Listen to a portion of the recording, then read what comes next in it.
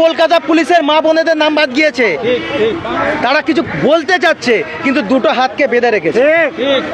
আরে দাঙ্গাবাজ তো শুভেন্দু অধিকারী, আরে দাঙ্গাবাজি কথা তো বলে দিলীপ ঘোষ, আর আমাদেরকে দাঙ্গাবাজ বলছেন।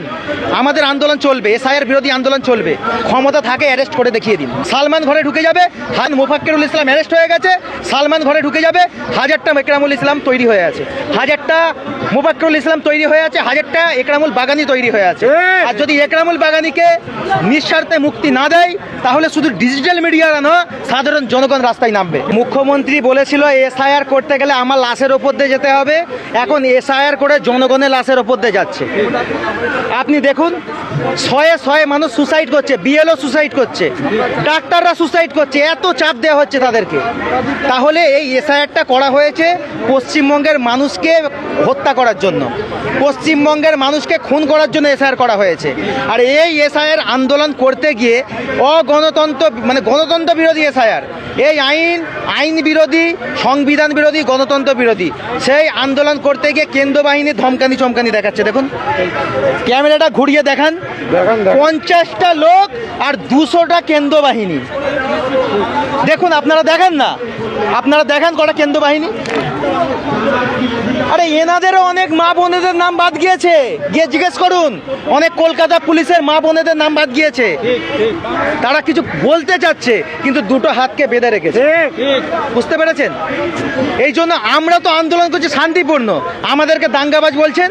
আরে দাঙ্গাবাজ তো শুভেন্দু অধিকারী, আরে দাঙ্গাবাজি কথা তো বলে দিলীপ ঘোষ, আর আমাদেরকে দাঙ্গাবাজ বলছেন।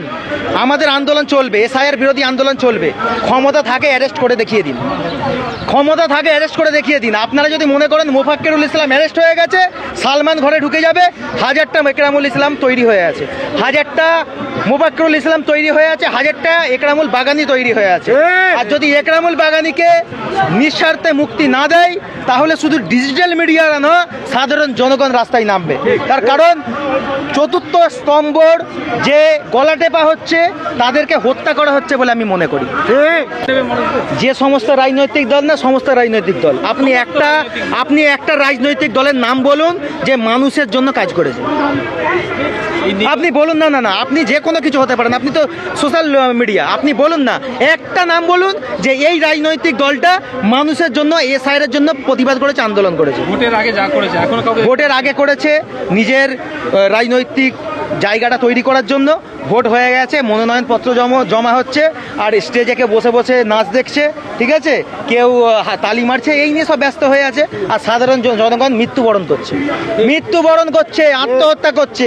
এর দায়ী নির্বাচন কমিশন জ্ঞানেশ কুমার, এর দায়ী রাজ্য সরকার, এর দায়ী হচ্ছে পশ্চিমবঙ্গের প্রত্যেকটা রাজনৈতিক দলের।